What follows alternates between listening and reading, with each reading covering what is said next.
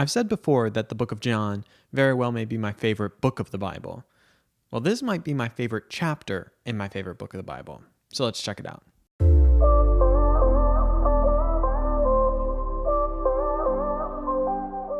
Hey guys, what is up? Welcome back to my channel. My name is Austin and this is Gospel Simplicity, and I am so glad that you're here today. Today we are continuing in our series Life in the Word, which is a weekly Bible study that we do here on this channel where we seek to unpack and explore books of the Bible one chapter at a time. For months now, we've been going through the book of John, and I have absolutely loved it. It has been a thrill to get to do it with you and to get to hear from those of you that have been following along and enjoying it. Today, we're going to be in John chapter 13. So if you want to grab a Bible, whether in paper copy or digital copy, whatever you got to do, flip there, scroll there, whatever, go ahead and do that. And while you're doing that, I just want to make a few quick announcements and thank yous. First of all, I want to say a big thank you to my patrons, subscribers, and merch buyers, especially to my patrons who keep this channel sustainable and allow it to grow into exciting and new things. Thank you so much for your monthly support. Seriously, that means so much to me, and you guys are just the best. These videos would not happen without these folks, so thank you to them. Because of them, soon we will be removing mid-roll ads. For those of you that get annoyed by those, you can say thanks to the patrons for that. We'll also be starting the podcast soon as well and doing lots of other things. So if you want to help support this channel, feel free to go to patreon.com/gospelsimplicity. The link will be down below. Also, I just want to let you know that there's lots of exciting things coming up on this channel. We have some really exciting interviews coming up soon. In fact, we're going to be doing a fun crossover episode with Cordial Catholic where we talk about can you be deep in church history and continue to be a Protestant with Dr. Gavin Ortland and Joe Heschmeyer, and we've got tons of exciting stuff coming up, so be sure to be on the lookout. Also, I plan on doing a live stream soon where we'll be doing a bit of a recap of the interviews and just the growth of the channel over the past year, so be sure to be on the lookout for that. Well, with all that being said, hopefully you've grabbed your Bible. I'll let you go ahead and pause this video, read the chapter, and we will jump right in.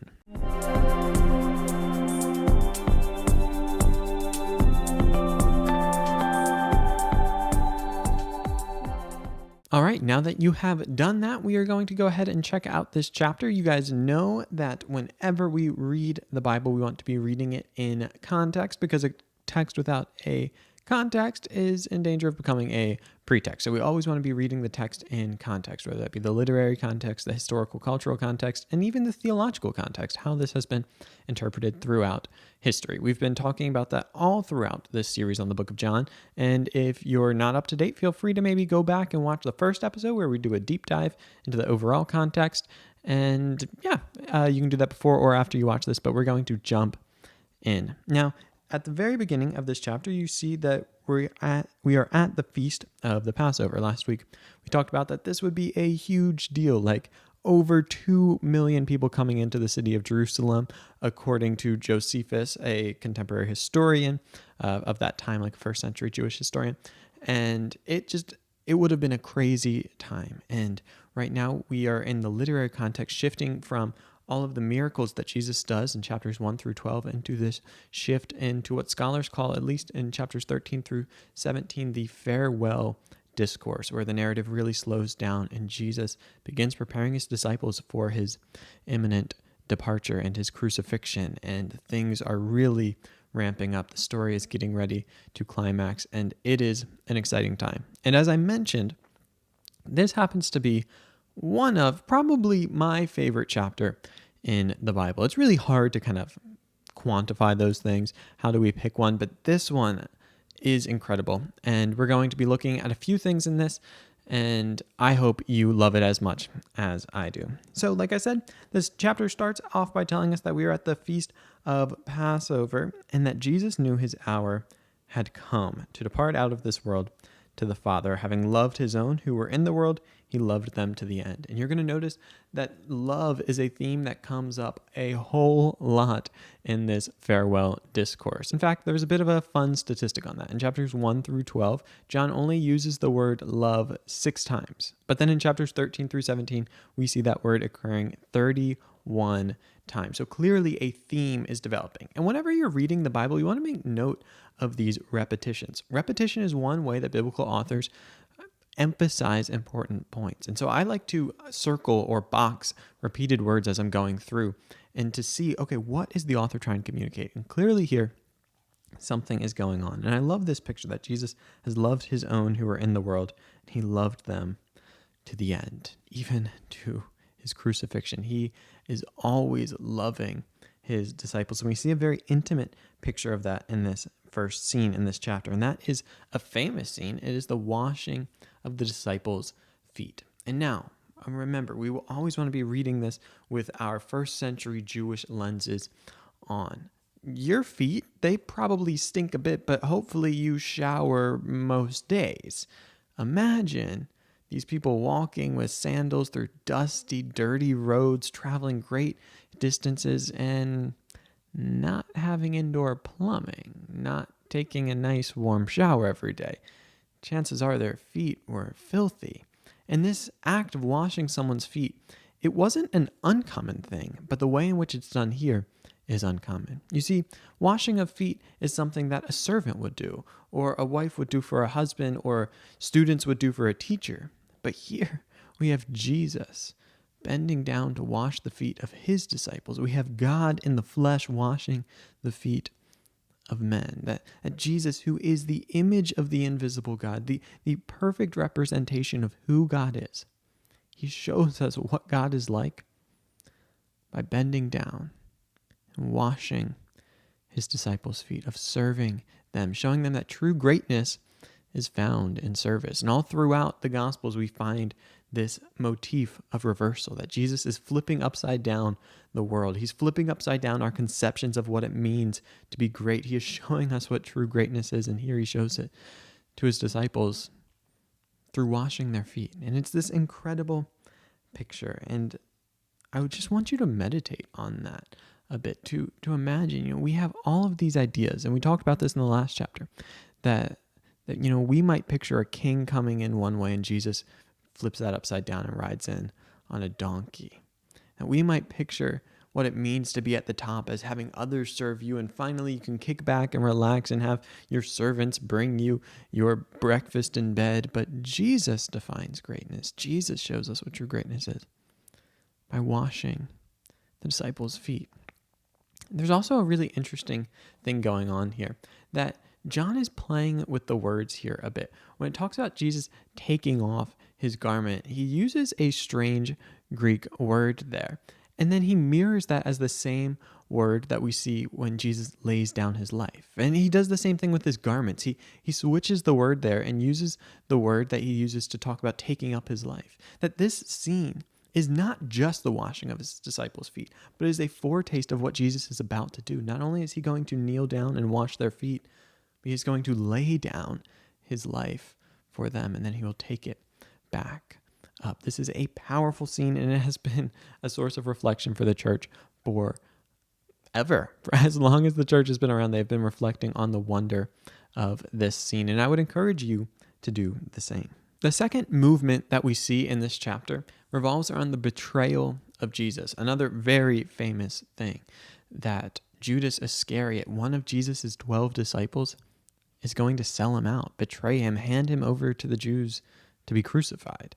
And now this is a bit of a mind-boggling part of the Gospels. I mean, wouldn't you think that if you had spent 3 years with the God of this universe, who is love incarnate, wouldn't you think that the last thing you would ever do is betray him? And that's what we want to think. And we're so easy to look at him and say the villain. And of course, what he did was terrible. But what I want to challenge you with is that how often do we do the same? Having encountered the full love of Jesus, we turn our back on him by choosing to live our way instead of his way. I mean, isn't that what sin is? Isn't that what Judas is doing here? He's saying, okay, actually, I think that I get to determine what is good and what is wrong, that I want to be the master of my own destiny, that I want to determine what should and shouldn't be done, that I am the one who is in control and in charge here. And well, how often do you do that? Because I know I do that far more than I'd ever like to do. And while we all love to point the finger and be able to villainize someone and say, I would never, because it makes us feel good, I want to challenge you. Chances are, if you watch my videos, you've encountered Jesus. Sure, you haven't walked with him in that way, but you're indwelt by the Holy Spirit. You have experienced the transforming love of Jesus. And how often do we say, actually, Jesus, let's do things my way. Actually, I want to be the Lord in this relationship. And I think what this shows us, this is a powerful idea, that we can be close physically, but distant spiritually. I mean, Judas is reclining at the table with Jesus. He has just had his feet washed. I mean, can you imagine this? Jesus knew exactly what's going to happen. And this is something that John really emphasizes in this passage. Jesus isn't taken by surprise as to what Judas is about to do. And yet he washes his feet. I mean, what a visceral picture of loving your enemies, knowing that this person is about to hand you over to be crucified, to die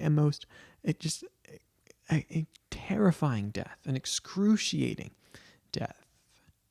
And you serve him so humbly. You break bread with him, this sign of fellowship. You share a meal together, only to be betrayed. And what we see here, though, is that Judas, he could be in such an intimate space with Jesus, but spiritually be so far from him. And I think that's a warning to us. Sometimes we get complacent. We think that just because we're around Jesus a lot, just because we're in the church a lot, that we're good, that we're above such great falls, great temptations. But we see that someone could walk with Jesus.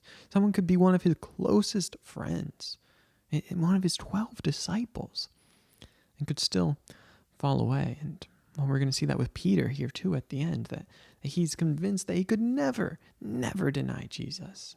And the exact thing happens. And I think it's a reminder to us that we can't just assume that we have this great faith because we're around Jesus, because we can speak the language of Christianity well, because we know a lot about Jesus, because we can play the part, because we know the roles, we know the things to say, we know the motions, we know how to do this, we know how to keep up appearances. But are you close to Jesus relationally? Not just physically. Do you not just spend a lot of time talking about Jesus or reading about Jesus or being around Jesus people, but do you have that true intimacy with Jesus?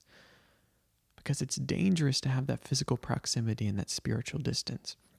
May that never be so for us. May you seek out those ways to say, actually, you know what?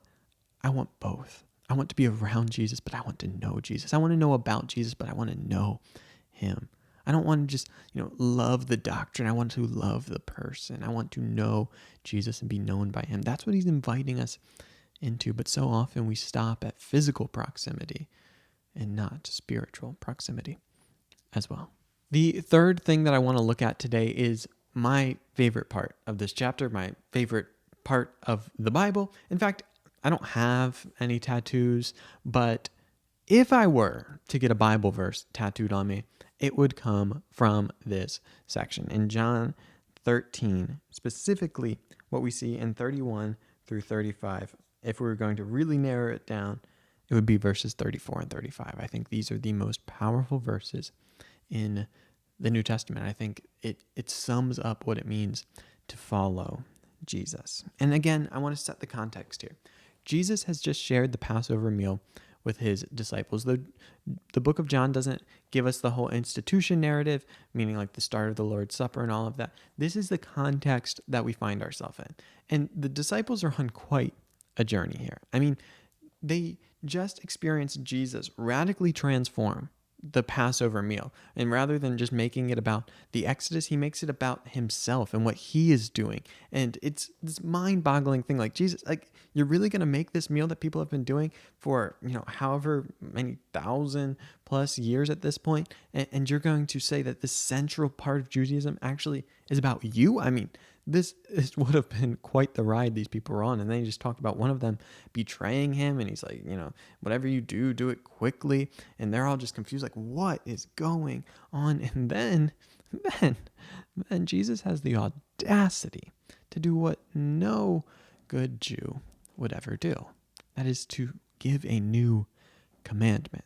I mean, they already had 613 commandments in the Old Testament, and it was sealed. It was God's law. Like, you didn't mess with that. And here's Jesus saying, a new command I give you. And it's, well, Jesus, I hate to break it to you, the disciples would be wanting to say, but only God can do that. And he would just smile, say, yep, as he's been doing throughout the book of John, as we've been seeing John make this case of Jesus making these exalted claims about himself and no one understanding it. And Jesus just saying, just you wait. Just you wait. I and the Father are one. And they're still saying, what does this mean? And he is just waiting to show them the fullness of that, waiting for them to finally understand. And Jesus tells them, a new commandment I give you. And again, they'd be on the edge of their seat saying, how are you going to do this? But he just made the whole Passover about himself, so who knows? Let's just see what this guy has to say. I mean, we've been following him for years. He does all this crazy stuff. Like, we're just going to go with it, Jesus. Lay it on us. What is this new commandment? It says, love one another. And I imagine that was a bit of a letdown at that point. They're like, Jesus, we've got that one. Like in Leviticus, love your neighbor as yourself. We find throughout the Old Testament this idea of, love the Lord your God in the Shema with all your heart and soul and mind and strength. Well, and they're like this isn't new. Jesus has already summarized the law and the prophets, that all of it hang on these two commandments, to love God and love your neighbor. This isn't new. And as Andy Stanley likes to say, but Jesus wasn't through. He adds this clause that changes everything. Just as I have loved you, you also are to love one another. Jesus is summing up the fullness of his teaching in this command. As I have loved you, so you must love one another. And let me tell you, the church fathers have so much to say about this, because the church has long recognized that when Jesus says, I have a new commandment for you, this is kind of a big deal. And that Jesus here is showing all of his teaching in something as simple as love others the way I have loved you. And it sounds so simple, but when we look at the context of this, I mean, what Jesus has just done is Jesus has just washed the feet of his disciples. And not only has he served them in this radical way, that he's taken all of his greatness and used it in service, but he's actually just washed the feet of the one who is going to betray him. He's even just given permission to go and do what you will do quickly. And I should have brought it up earlier, but Leo, the Bishop of Rome, he brought up a great point in that in Sermon 58 about how he's not, giving a command there. He's not commanding Judas to do evil. God would never do that, but he is giving him permission because he knows that the glory of God is going to come out of this. So in this context of Jesus allowing evil to happen to him, of serving the one who is about to betray him, and then of pointing forward to what's about to happen, as John's already mirrored the language there, and we know where this is all heading, that it's heading to the crucifixion of Jesus, that it's in the context of the incarnation of God taking on human flesh and living among us, that is how you are to love one another. Not just to love one another the way you want them to love you. I mean, that's one thing, and that is a high ideal, and that is great. And this does not in any way get rid of that, but it does clarify it in a powerful way. That what you see in Jesus, that is always and ever the point on the horizon that we are running to. That is always ever what we are following after. Jesus is always the one we seek to imitate. The way he has loved, that's how we are to love him. If we do that, we get everything else. And I'm not just advocating theological minimalism, that there's nothing else to it, but nothing will ever fall outside of that Jesus is commanding us. All that Jesus is commanding us is to live into the life that he's lived, to love the way he has loved. When we do that, we've got it all. If we miss that, we miss it all.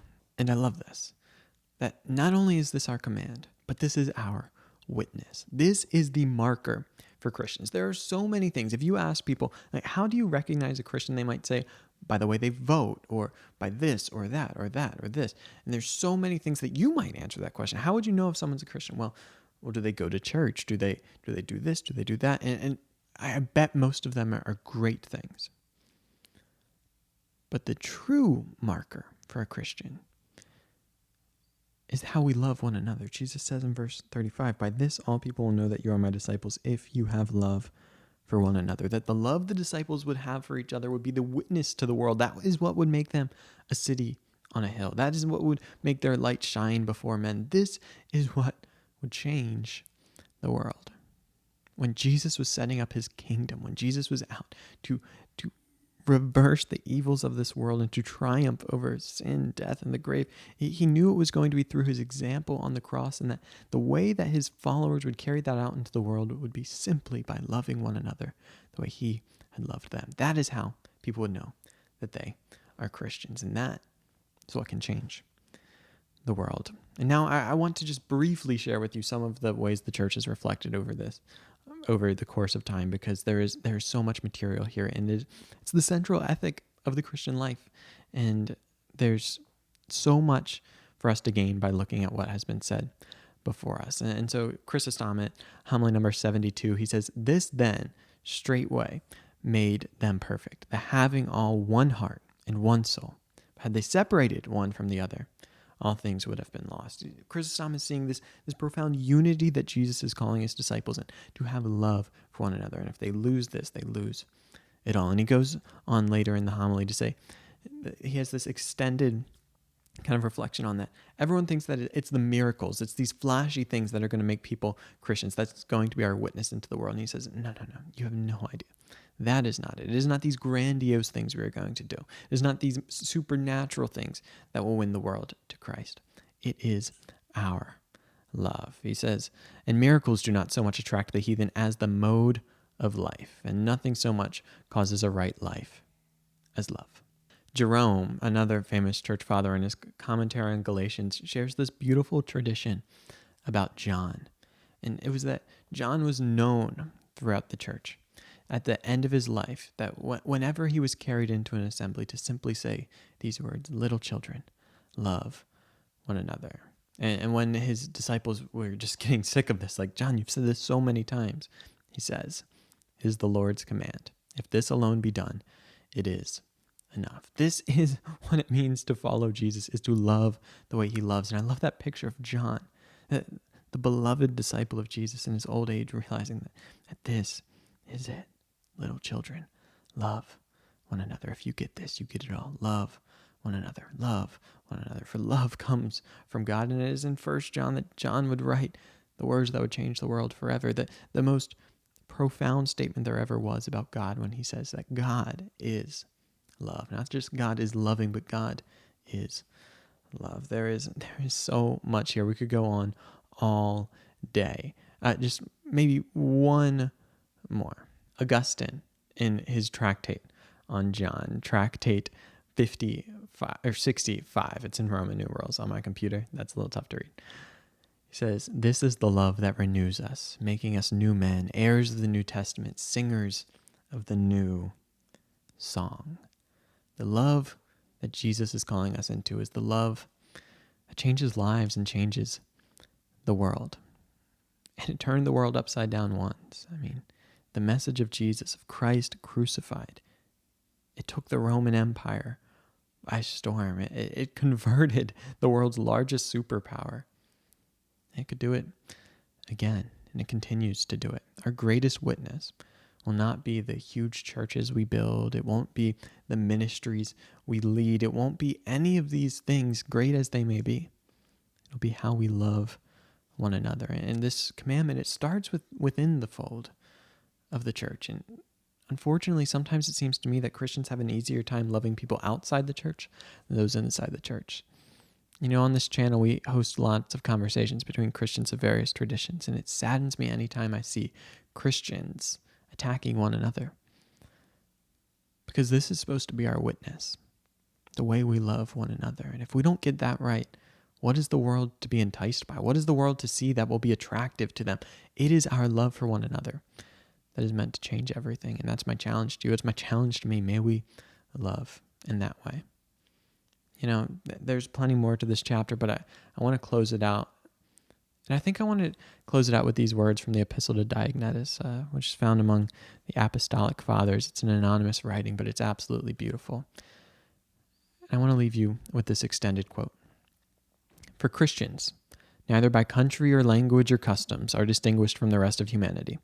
For they do not dwell somewhere in their own cities, nor do they use some strange language, nor do they practice a peculiar way of life.